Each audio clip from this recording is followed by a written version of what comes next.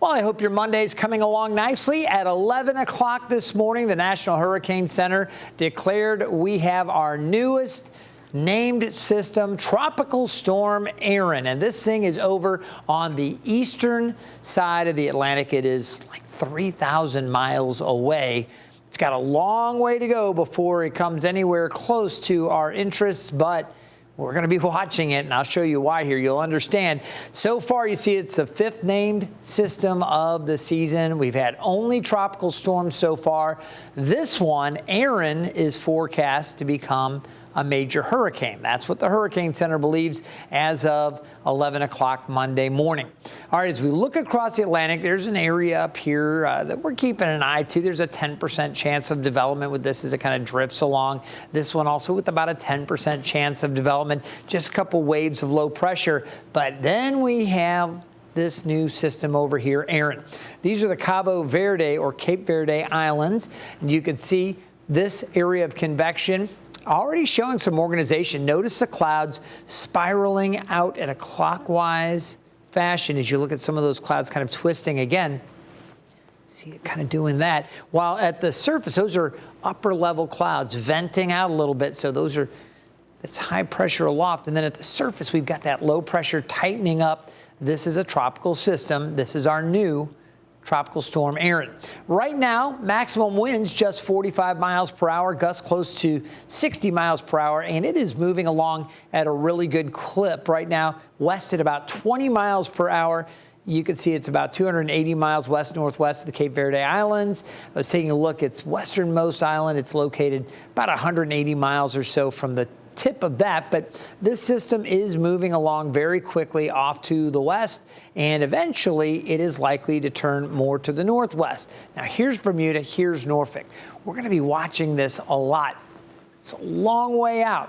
As we take a look here with these spaghetti plots, these take it out over the coming week. Beyond that, as we get into Tuesday and Wednesday of next week, the models kind of lift it back to the north with an area of low pressure or a front actually coming into play. That should stand this thing up to the north. One of the models brings it very close to Bermuda.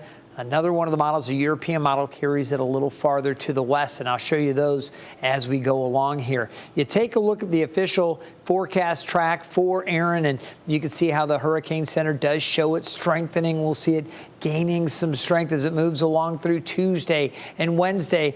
By late Wednesday evening, it should be a hurricane, initially a Category 1. By Friday, we get into the morning hours there, a Cat 2.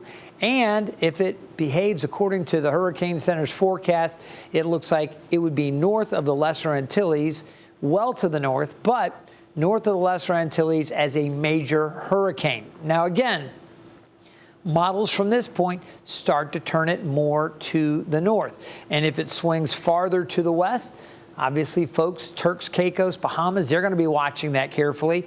Eventually, we may need to watch it here along the eastern seaboard. But if it turns a little bit earlier, it would be Bermuda here that could potentially have to deal with some of the main impacts. And I wanted to show you two models, the European and the American models. That's the GFS in yellow and the Euro in red. And you see how they both turn back to the north. Now, the GFS makes that turn a little bit earlier and then accelerates it off to the northeast. The Euro swings it a little farther to the west, but eventually starts to turn it up. In both of these solutions, the worst of this storm stays to the east of the East Coast. So we're not really hit with major direct impacts from this. However, either one of these is going to do a couple of things. I think it's going to kick up the seas, obviously. We're going to see some large swells coming in through the middle of next week. And with that will come an elevated threat of rip currents. And also we have to be concerned with some beach erosion along the Outer Banks and up here through the mid-Atlantic. So if this thing does come together, as the Hurricane Center believes it will, and if it follows either one of these tracks, either the American model or the European model, we would see this thing having some impacts potentially to the East Coast.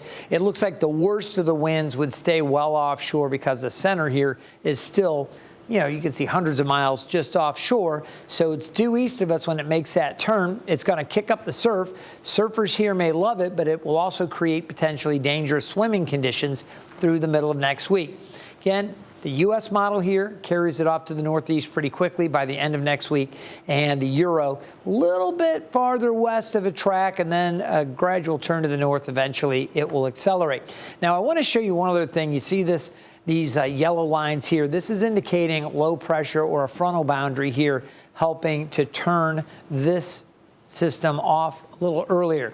With the Euro, it shows that lower pressure kind of working in across the Ohio River Valley by Thursday. That's why it's a little bit delayed. Things can happen between now and then. Obviously, the system could potentially not come together. It could encounter some shear, maybe struggle to develop, though it's not really likely because, again, so many of the models are really in lockstep thinking that this is going to become a stronger system. But there's still time that maybe this thing struggles a little bit to get that well organized.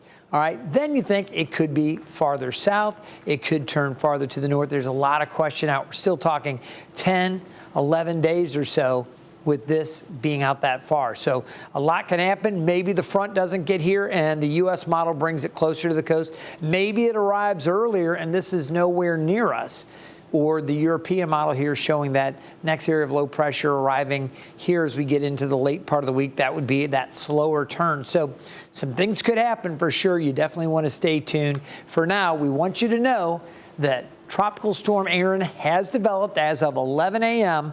on this Monday, August 11th. You can bet we're going to continue to watch this very, very carefully over the coming days as its forecast track carries it across the Atlantic. We'll keep you updated. And let me also encourage you to join Tim Pandagis, our chief meteorologist, for Hurricane Hub Live. That's on 13 News Now Plus and streaming on our mobile apps and platforms. He does that every weekday evening at 8 o'clock with an extended deep dive into the tropics. We'll keep you updated. Stay weather aware.